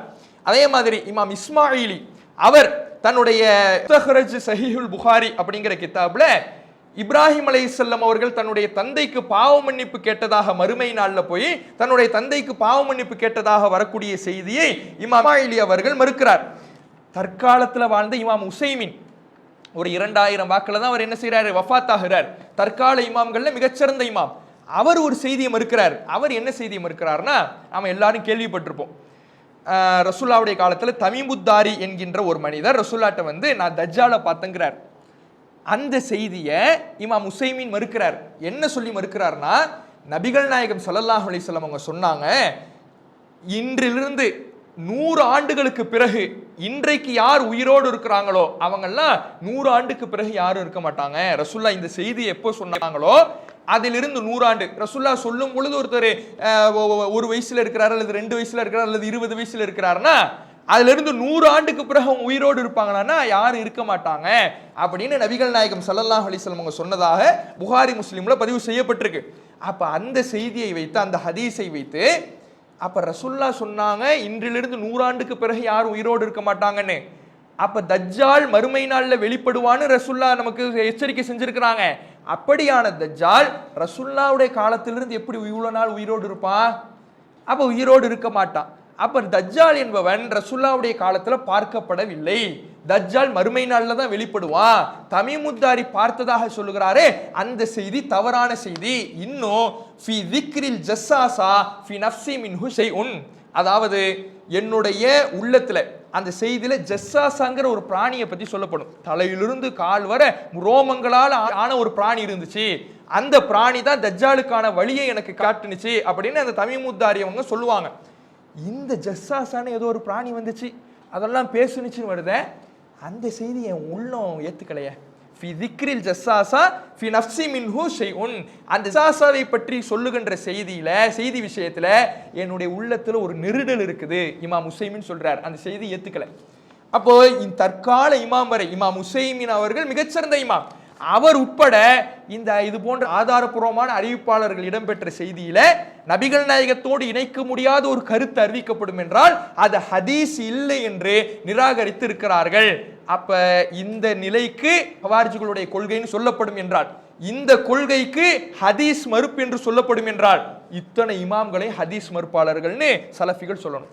இத்தனை இமாம்களையும் ஹாரிஜியாக்களுடைய கொள்கையில் இருக்கிறாங்கன்னு சலஃபிகள் சொல்லணும். சொல்லுவாங்களா? அதே மாதிரி பாருங்க, இவங்க மட்டும் இல்லை, உமர் ரலியல்லாஹு அவர்கள், ஆயிஷா ரலியல்லாஹு அவர்கள், குர்ஆனுடைய கருத்தை வைத்து நபிகள் நாயகத்தின் பெயரால் அறிவிக்கப்படுகிற செய்தியை இதை ரசூலுல்லாஹ் சொல்லியிருக்க மாட்டாங்கன்னு உமர் ரலியல்லாஹு அன்ஹு அவர்கள் நிராகரிச்சிருக்கிறாங்க. ஆயிஷா ரலியல்லாஹு அன்ஹா அவர்கள் நிராகரிச்சிருக்கிறாங்க. உமர் ரலியல்லாஹு அவர்கள்ட்ட ஃபாத்திமா பின் கைஸ் என்கின்ற நபித்தோழியர் பெண்மணி ரசூலுல்லாஹ் ஜீவானம்சம் இல்லை என்று சொன்னதாக அறிவிக்கிறாங்க. அப்போ உமர் ரலியல்லாஹு அவர்கள் ஒரு பெண்ணுடைய கூற்றுக்காக அல்லாஹ்வுடைய வேத வசனத்தின் வழிகாட்டலை விட்டுட முடியாது. குர்ஆன் ஜீவனம்சம் இருக்குதுன்னு சொல்லுது. இவங்க ஏதோ தப்பா கேட்டிருக்கலாம். ஃபாத்திமா பின் கைஸ் தப்பா விளங்கியிருக்கலாம், தப்பா கேட்டிருக்கலாம். ரசூலுல்லாஹ் அப்படி சொல்லியே இருக்க மாட்டாங்கன்னே நபிகள் நாயகம் சொன்னதாக அறிவிக்கப்பட்டிருந்தாலும் ஃபாத்திமா பின் கைஸ் ஒரு நபித்தோழியர் பெண்மணியாக இருந்தாலும் கூட இவங்க தப்பா விளங்கியிருக்கலாம். குர்ஆனுக்கு மாற்றமாக ரசூலுல்லாஹ் பேசியிருக்க மாட்டாங்க என்று அந்த செய்தியை விட்டிருக்கிறாங்க. அதே மாதிரி ஆயிஷா ரலியல்லாஹு அன்ஹா அவர்களும் ரசூலுல்லாஹ்வின் பெயரால் அறிவிக்கப்படுகின்ற செய்தியை குர்ஆனோடு ஒப்பிட்டு ரசூலுல்லாஹ் இப்படி சொல்லியிருக்க மாட்டாங்கங்கிற முடிவுக்கு வந்திருக்கிறாங்க.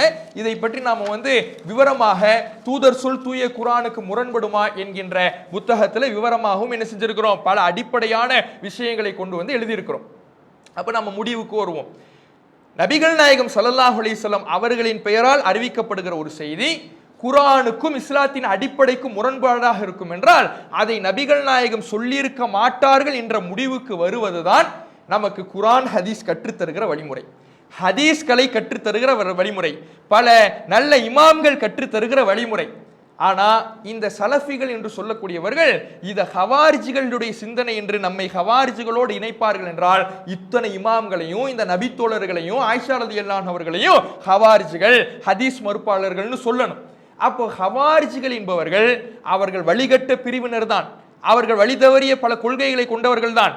வழி தவறிய கொள்கைகளை கொண்ட கூட்டத்திடத்துல நல்ல விஷயமே இருக்காதுங்கிறதெல்லாம் கிடையாது. அவங்க தொழுறாங்கிறதுக்காக நாம தொழுகை விட முடியாது. அவங்க நோன்பு பிடிக்கிறாங்கிறதுக்காக நாம மார்க்கத்தில் உள்ள விஷயத்தை ஒன்றை விட்டுற முடியாது. வழி தவறிய கூட்டத்திடத்திலையும் சில நல்ல பல விதிகளை கடைபிடிப்பதும் இருக்கும். அப்ப அவங்க அந்த விதியை தவறாக கூட பயன்படுத்தியிருக்கலாம். இப்படியான ஒரு விதியை அவர்கள் தவறாக பயன்படுத்தியிருக்கலாம். தவறாக பயன்படுத்தினார்கள் என்பதற்காக அந்த விதியே இல்லை என்று ஆகிவிடாது. இப்ப அறிவிப்பாளர் தொடரை வைத்து பலவீனம் என்று ஒரு செய்தியை முடிவு செய்யறதாக இருந்தா அதை சரியான முறையில் பயன்படுத்துபவர்களும் இருப்பாங்க, தவறாக பயன்படுத்துபவர்களும் இருப்பாங்க. தவறா பயன்படுத்துறாங்கிறதுக்காக இந்த விதியே இல்லைன்னு சொல்லிட முடியாது. அதே மாதிரிதான் கருத்தை வைத்து ஒரு ஹதீஸை பலவீனம் என்று முடிவு செய்வதாக இருந்தால் அந்த விதியை சரியாக பயன்படுத்துபவர்கள் இருப்பாங்க, தவறாக பயன்படுத்துபவர்கள் இருப்பாங்க.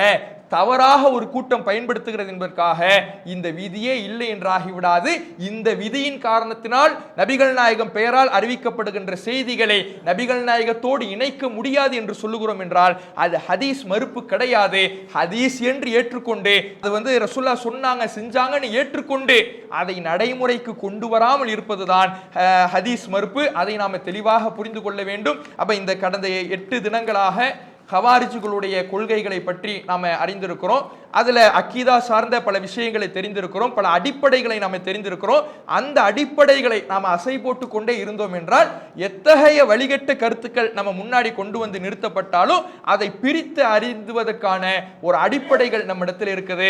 அதை வைத்து அல்லாஹ் ரப்புல் ஆலமீன் நம்மை நேர்வழியில் செலுத்துவானாக என்று பிரார்த்தித்து எனது உரை நிறைவு செய்கின்றேன். வாஹிரு தாவான அல்ஹம்துலில்லாஹி ரப்பில் ஆலமீன். அஸ்ஸலாமு அலைக்கும் வரஹ்மத்துல்லாஹி வபரகாத்துஹு. அல்லாஹு அக்பர். அல்லாஹ்